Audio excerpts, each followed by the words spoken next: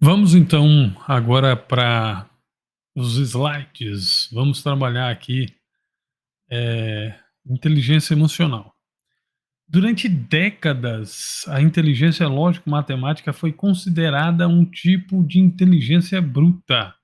Ela assumiu o eixo principal do conceito de inteligência e foi usada como ponto de referência para detectar o quão inteligente uma pessoa era. Como o próprio nome indica, este tipo de inteligência está ligada à capacidade de raciocínio lógico e resolução de problemas matemáticos. A velocidade com que se resolve esses problemas é um dos indicadores que determinam quanta inteligência lógico-matemática uma pessoa tem. O famoso teste de quociente de inteligência, o QI, é baseado nesse tipo de inteligência e, em menor proporção, na inteligência linguística, científica, econômica, acadêmica. Engenheiros e matemáticos muitas vezes se destacam nesse tipo de inteligência. E aí nós vamos ver muitas pessoas que vão participar de concursos públicos, né? Esses concursos públicos onde se valorizam só a capacidade de absorver, reter informações, né? E principalmente informações que são aprendidas nas escolas, nas faculdades. Você vai ver pessoas que dominam essa inteligência tendo mais facilidade para passar nos certames, nos concursos que são desenvolvidos aí nas cidades do Brasil e mundo afora, né? Mas antes de me aprofundar na inteligência emocional, eu quero trazer para vocês esse novo conhecimento aí que é as inteligências múltiplas de Howard Gardner, né? Quem é esse cientista que trouxe para nós esse novo conhecimento, né, e tão necessário para que nós compreendamos por que, que umas pessoas têm mais facilidade em aprender os conteúdos científicos testados e comprovados, né, estudados nas escolas e outros têm muito mais dificuldades, né? Então, olha aqui que interessante. Howard Gardner ele ficou muito contrariado com essa afirmação, né, e com esse estudo voltado para valorizar o QI, né, que é o quociente de inteligência. E ele desenvolveu durante a década de 80 a teoria das inteligências múltiplas, buscando analisar e descrever melhor o que é inteligência. Então, o que foi que ele fez? Ele juntou-se a outros cientistas da época e passou a estudar. Em um primeiro momento, ele encontrou 7 inteligências múltiplas, e no segundo momento, finalizando aí o seu estudo, né, a parte de seu estudo, porque ele deixou aberto para que outros cientistas continuassem estudando a respeito das inteligências múltiplas e assim descobrindo mais outras inteligências, né, que compõem aí o ser humano. Ele descobriu 9. E eu vou ter a oportunidade aqui de falar um pouquinho sobre essas inteligências para que você venha descobrir, né, qual inteligência que você tem os maiores indicadores. E a primeira que eu vou trabalhar aqui é inteligência linguística. Que tipo de inteligência é essa? É a inteligência que as pessoas que se comunicam muito bem, com excelência, elas terminam desenvolvendo mais, né? Isso tanto os palestrantes, as pessoas que ministram aulas, ministram cursos e utilizam para isso a oratória, né? E utilizam essa comunicação verbal e não verbal com excelência, como também os escritores, jornalistas, né, pessoas que dominam com excelência aí a escrita, fazendo textos é, excelentes, né? Então, mas se você é uma dessas pessoas que talvez não desenvolveu aí a habilidade para se comunicar de maneira verbal, não verbal, escrita, né? Não fique triste não, porque nós vamos abordar aqui outras inteligências que talvez componha a sua, né? Então, nós temos aqui a lógico-matemática, que é aquela que eu falei que durante muitas décadas foi considerada um tipo de inteligência bruta. Ela assumiu o eixo principal do conceito de inteligência e foi usada como ponto de referência para detectar o quão inteligente era uma pessoa, né? Então, essa aqui é a inteligência lógico-matemática, que valoriza o QI, né? Como o próprio nome indica, esse tipo de inteligência está ligado à capacidade de raciocínio lógico e resolução de problemas matemáticos. A velocidade para resolver esses problemas é um indicador que determina quanta inteligência lógico-matemática a pessoa tem. O famoso teste de QI, que eu falei aí um pouquinho antes, né? Ele é baseado nesse tipo de inteligência, em menor proporção na inteligência linguística. Cientistas, economistas e acadêmicos e matemáticos muitas vezes se destacam nesse tipo de inteligência, como eu ressaltei ainda há pouco, né? Então, pessoas que têm uma facilidade enorme para estudar, para consumir conteúdos e que aprendem com muito mais facilidades nas escolas que estão inseridos, são pessoas que desenvolveram com muito mais eficiência essa inteligência, né? A inteligência lógico-matemática. Então, você vai ver que sempre em uma sala de aula, na faculdade, em um ambiente, você vai ter lá pessoas que dominam esse tipo de inteligência muito mais do que as outras. Por quê? Né? E aí, reflexo condicionado, Pavlov explica.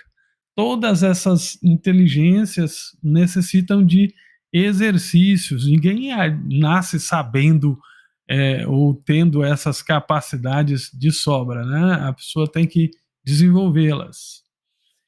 E aí nós vamos para visual espacial, né? Quem é que tem essa inteligência e que tipo de inteligência é essa, né? É a capacidade de observar o mundo e os objetos em diferentes perspectivas, está relacionada a esse tipo de inteligência, em que se destacam os profissionais do xadrez, das artes visuais, pintores, designers, escultores, pessoas que se destacam nessa inteligência, geralmente têm habilidades que lhes permitem criar imagens mentais, desenhos, identificar detalhes, além de um sentimento especial para a estética, né? Essa pessoa vai ter esse sentimento pessoal voltado para a estética, para a forma das coisas, né? Com essa inteligência desenvolvida, encontramos pintores, fotógrafos, designers, publicitário e outras pessoas que exigem essa criatividade, né? A utilização da criatividade visual.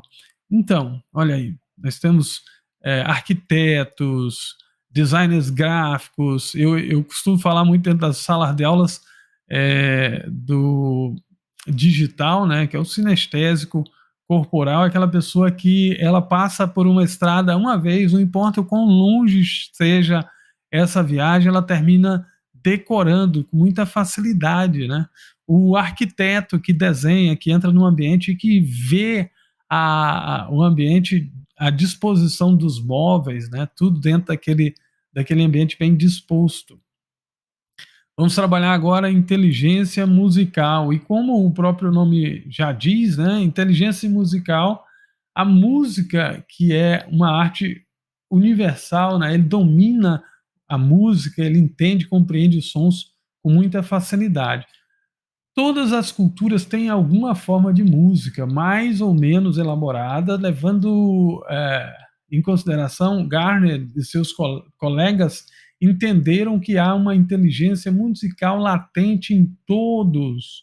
Algumas áreas do cérebro executam funções relacionadas ao desempenho e à composição da música. Como qualquer outro tipo de inteligência, você pode treinar e melhorar. Os favorecidos desse tipo de inteligência são aqueles capazes de tocar instrumentos, ler partituras e compor peças musicais com muita facilidade. Então, sempre que você vê um músico que toca muito bem, que afina o seu violão sem precisar aí de um diapasão, um instrumento para afinar esse violão e ele afina com facilidade, você vai ver que ele tem inteligência musical, tem um ouvido absoluto, e aí o ouvido vai ser o órgão sensorial que vai absorver esses conteúdos. Sempre que você vê uma pessoa cantando muito bem, utilizando muito bem as pregas vocais, essa pessoa vai ter desenvolvida aí a inteligência musical. Os pianistas, aqueles que tocam sem errar nenhuma nota, sem perder o tempo, esbanjam esse tipo de inteligência. Cantores, violinistas, todos os que tendenciam para a área da música vão ter essa inteligência mais latente. Vamos para a próxima inteligência, e a próxima inteligência é a sinestésico corporal. As habilidades motoras do corpo são necessárias para utilizar ferramentas ou expressar certas emoções. É essencial para o desenvolvimento em qualquer cultura. A capacidade de usar ferramentas é considerada uma inteligência sinestésica corporal. Além disso, a capacidade intuitiva da inteligência corporal é usada para expressar sentimentos através do corpo.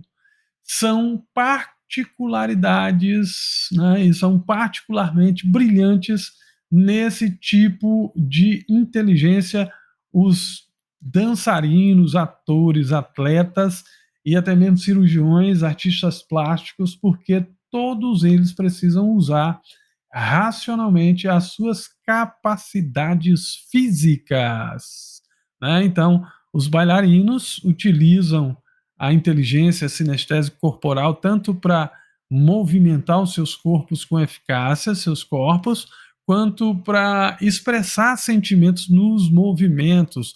Os jogadores de futebol, né, por sua vez, têm que dominar o corpo de forma a serem assertivos no manuseio da bola. Há pessoas que se dão muito bem nos esportes de contato, né, ou de lutas, também têm que desenvolver essa inteligência. E qual é o que é comum a todas elas? É o treinamento. Quanto mais você treinar, mais assertivo você vai ser no desenvolvimento dessas tarefas e muito mais inteligente dentro do espectro das inteligências múltiplas de Daniel Goleman. E aqui vem a inteligência naturalista, né? Que é o que tipo de inteligência é essa, né? A inteligência naturalista, ela detecta diferenças e categoria as questões relacionadas com a natureza, como a espécie ou animais ou vegetais, fenômenos relacionados ao clima, geografia ou fenômenos naturais. Este tipo de inteligência foi adicionada mais tarde nos estudos de Howard Gardner, né? Os estudos originais. De inteligências múltiplas, né, em 1995. A maior parte dessas inteligências ele conseguiu detectar e trazer para os estudos deles até 1980. Então, Howard Gardner achou necessário incluir nesta categoria, porque é uma das inteligências essenciais para a sobrevivência do ser humano ou de qualquer outra espécie, né?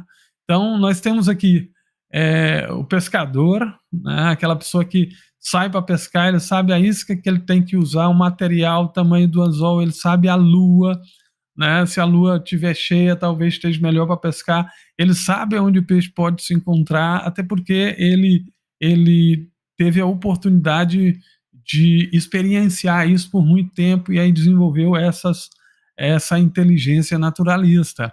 Temos aí o agricultor, que são pessoas que às vezes não frequentaram aí os cursos, as faculdades, ou um curso técnico, mas que tem a expertise baseada na experiência, na convivência em meio à natureza.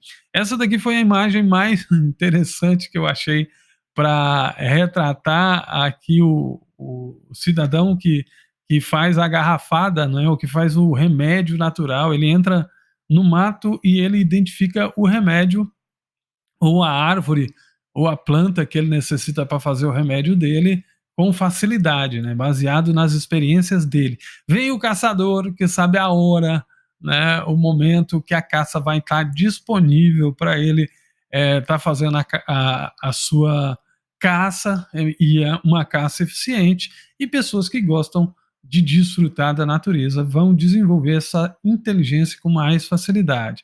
E aqui nós temos a inteligência existencial, né? Que tipo de inteligência é essa?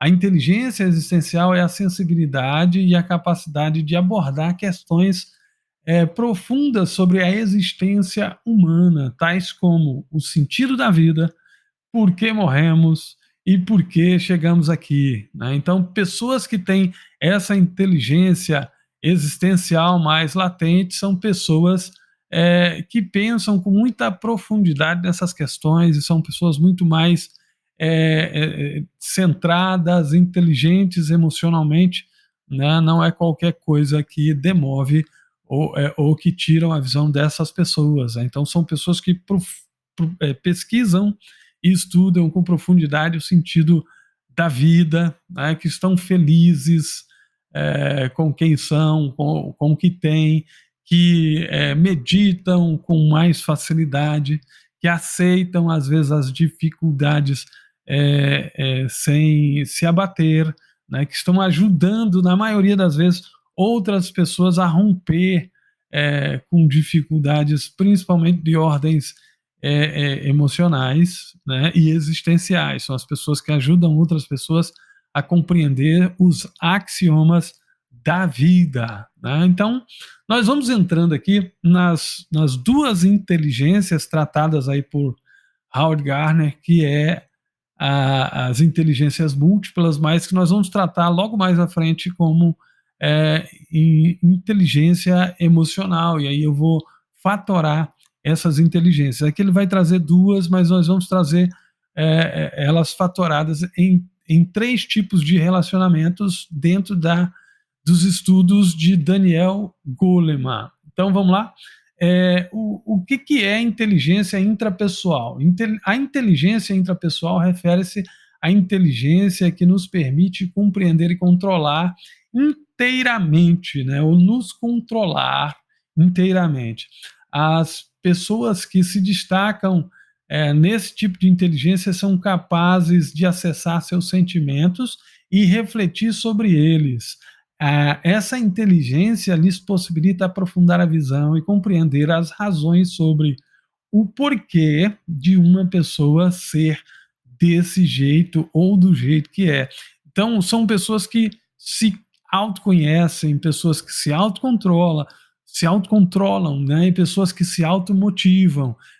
Então, são pessoas que estão sempre equilibradas emocionalmente, estão sempre se automotivando, não é qualquer coisa que abata essas pessoas no decorrer da sua vida, né? Então, algumas pessoas que não têm essa inteligência se abatem com muita facilidade, se deprimem e têm dificuldade de se aceitar, de aceitar as emoções e passam pela vida com muito sofrimento, né? Então, eu coloquei aqui representando essa questão do autoconhecimento emocional, do autocontrole, né? Algumas imagens que trabalham aí o autoconhecimento, que é você se olhar no espelho, identificar como você está se sentindo e poder trabalhar esses sentimentos, essas emoções, de maneira que eles trabalhem em seu favor. Um pouco mais à frente nós vamos nos aprofundar nesse tema. Então vamos trabalhar agora a inteligência interpessoal, né? Que tipo de inteligência é essa? A inteligência interpessoal nos permite ficar conscientes de coisas que nossos sentidos não conseguem captar, né? Essa inteligência interpessoal ela está voltada para as relações interpessoais, né? E uma pessoa que tem essa inteligência, ela tem essa possibilidade de interpretar palavras, gestos, objetivos, metas, subtendidos em cada discurso. A inteligência interpessoal aprimora a nossa capacidade de empatia, ou seja, a nossa capacidade de nos colocar no lugar do outro. E é uma inteligência muito valiosa para pessoas que trabalham com grupos grandes de pessoas, para pessoas que lideram grupos de pessoas, né? A sua capacidade de detectar e compreender circunstâncias e problemas que acontecem com outros será maior se essa pessoa tiver a inteligência interpessoal latente, né? Então, quem são as pessoas que têm aí essa dominância da inteligência interpessoal? Professores, psicólogos, terapeutas, advogados, educadores, né? Esses são alguns perfis que têm uma pontuação muito elevada nesse tipo de inteligência descrita na teoria das inteligências múltiplas, né? Então, pessoas que se relacionam muito bem com as outras, pessoas que compreendem, né, a comunicação, as emoções das pessoas com as quais elas se relacionam, tiveram aí a oportunidade de desenvolver, né, na infância e no decorrer da sua vida essa inteligência interpessoal, tornando-se muito mais habilidoso no trato com o ser humano. E eu costumo dizer o seguinte: olha, só se vende, só se compra, né, se tiver relacionamento, né, se tiver inteligência interpessoal. Fica aí a dica. Bom, vamos entrar agora no conceito de inteligência emocional. E aqui eu vou trazer o primeiro conceito, que é onde eu disse que eu vou me aprofundar um pouquinho mais. Nós vamos trazer algumas questões e nós vamos conversar muito mais a respeito da inteligência emocional. Eu vou trazer o primeiro conceito, que é de Daniel Goleman, que é de 1998. Ele traz o seguinte conceito: inteligência emocional é a capacidade de identificar os nossos próprios sentimentos e os dos outros, de nos motivarmos e gerir bem as emoções dentro de nós e dos nossos relacionamentos. Daniel Goleman traz esses estudos para nós, estudos preciosíssimos, clarificando o que é a inteligência emocional, fatorando para ficar mais fácil a compreensão, mas de maneira nenhuma é um conteúdo novo, né? Talvez à luz da ciência, depois de fazer bastante pesquisa, né, se chega agora ao conhecimento o que é inteligência emocional com base científica. Mas inteligência emocional você vai achar em quase todos os grandes livros mais antigos da história. Nós vamos achar aí na Bíblia. A Bíblia, se você for ler ela de capa a capa, 60, 70% do seu conteúdo fala sobre inteligência emocional. Se você for ler Sun Tzu, A Arte da Guerra, você vai achar muito conteúdo sobre inteligência emocional. Por quê? Porque falar de inteligência emocional é falar de relacionamento. É relacionamento em 3 dimensões, como está muito claro aí no primeiro conceito que eu apresentei para vocês, de Daniel Goleman. O segundo conceito, que eu acho bastante completo, né, e mais fácil de ser analisado, é o conceito aqui de Salovey Meyer, que inteligência emocional é a capacidade de perceber e exprimir emoções, de assimilá-las ao pensamento, de compreender e raciocinar com ela, saber regular em si próprio e nos outros. Por que eu acho que esse conceito é o mais completo? Porque aqui dá para fatorar os 4 pilares da inteligência emocional e que tem que ficar gravado aí na sua cabeça, né? Qual é o primeiro pilar? O primeiro pilar é a percepção das emoções. Tem pessoas que não conseguem perceber o desenrolar das emoções, dos sentimentos em si próprias, né? Mas, contudo, todavia, entretanto, tem pessoas que conseguem até perceber.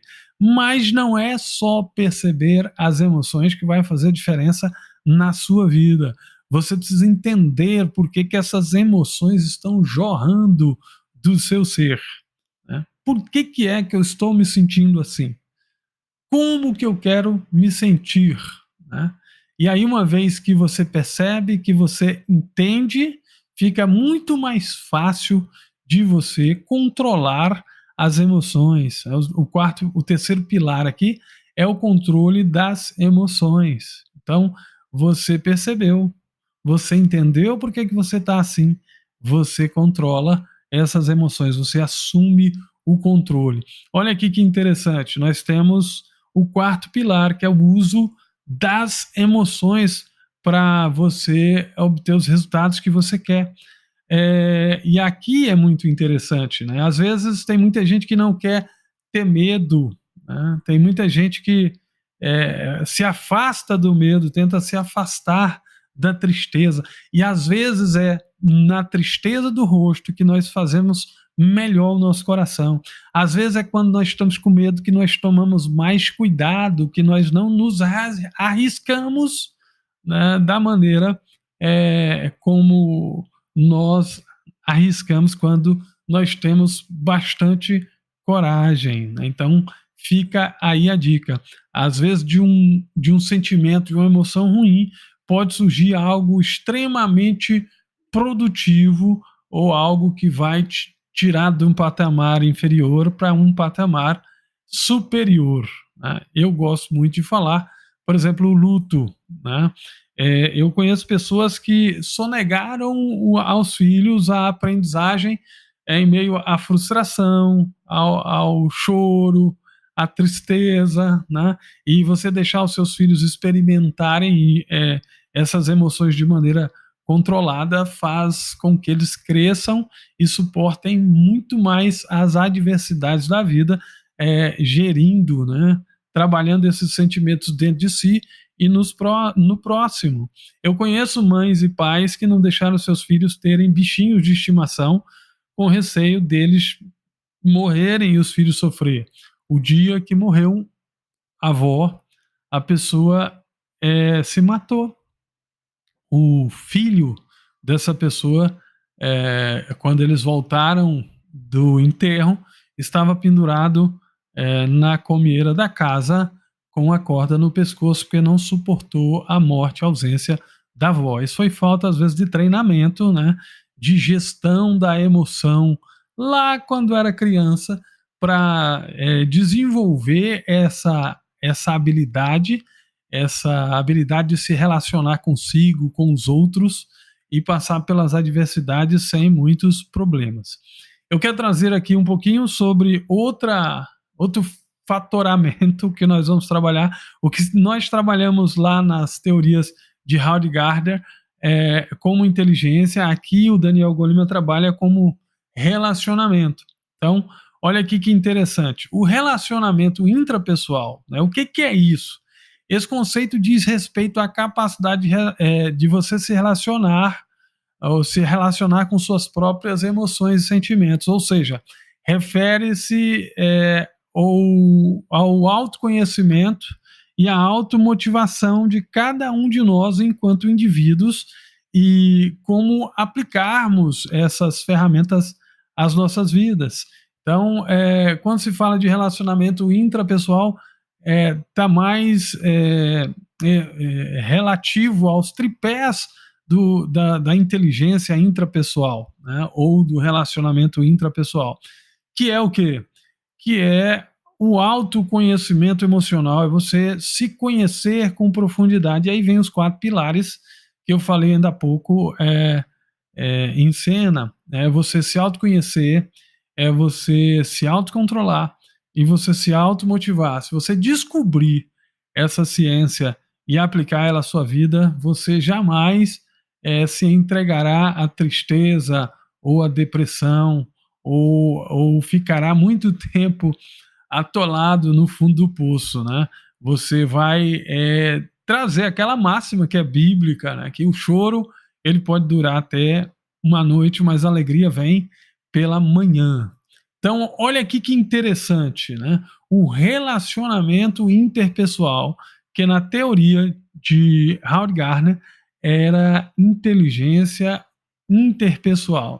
Relacionamento interpessoal é um conceito do âmbito da sociologia e da psicologia que significa uma relação entre duas ou mais pessoas. Esse tipo de relacionamento é marcado pelo contexto onde ele está inserido, ele ou ela, né? Podendo ser um contexto familiar, escolar, trabalho ou comunidade. Né? Então, relacionamento interpessoal, ele diz respeito ao teu relacionamento de um para dois. Né? Então, é como que você se relaciona com essas pessoas, sobre a empatia ou a habilidade de você se colocar no lugar do outro e sentir da mesma maneira que o outro sente para estar atendendo ele com maior ou ela com maior eficiência. Né? E aí aqui dentro da teoria de Daniel Goleman, ele traz um novo elemento para nós. Que elemento é esse? É o relacionamento intergrupal.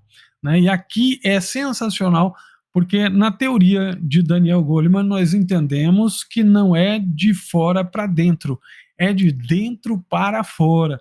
Uma pessoa que se relaciona bem consigo, que se relaciona bem com o outro, invariavelmente vai se relacionar bem com os grupos sociais em que ela esteja envolvida. Né? Então, o que é relacionamento intergrupal? É simplesmente o relacionamento entre grupos, nos grupos sociais que você está envolvida ou envolvido, né, que se realiza, né, ou ocorre a efetividade entre as pessoas, né, ou a afetividade entre as pessoas que estão reunidas ou fazem parte em um conjunto no mesmo lugar, uma empresa, né, investindo em dinâmicas intergrupais para melhorar o relacionamento entre os funcionários. Então, tende a ver com o seu relacionamento em grupo. Eu coloquei aqui amigas, né, e coloquei aqui uma família feliz, né?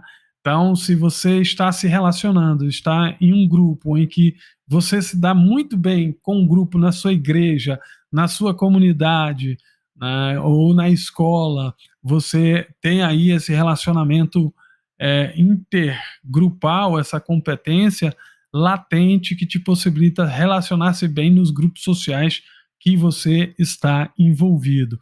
Um grande problema dessa época, né, é as pessoas tentarem primeiro ganhar grupos enormes de pessoas para suas redes sociais, por exemplo, ou querer ser amigo de todo mundo. Né? E aí esquece-se de ser amigo de si mesmo. Tem pessoas que se doam demais, tem pessoa que dá tudo que tem, que tira da própria boca em função das outras pessoas. Tudo de melhor é para as outras pessoas. E aí vem outra célebre frase que vocês já ouviram em algum lugar, de que adianta você ganhar o mundo inteiro e perder a sua alma. Olha só. Então tem muita gente querendo agradar a todo mundo e esquecendo de agradar a pessoa principal, que é ela mesma. E aí, por isso, nós vemos pessoas, às vezes, cercadas por milhões de pessoas, com milhares de seguidores, milhões de seguidores, e pessoas que os amam, mas eles andam tristes. Interiormente, são pessoas vazias e que não se relacionam bem consigo mesmas.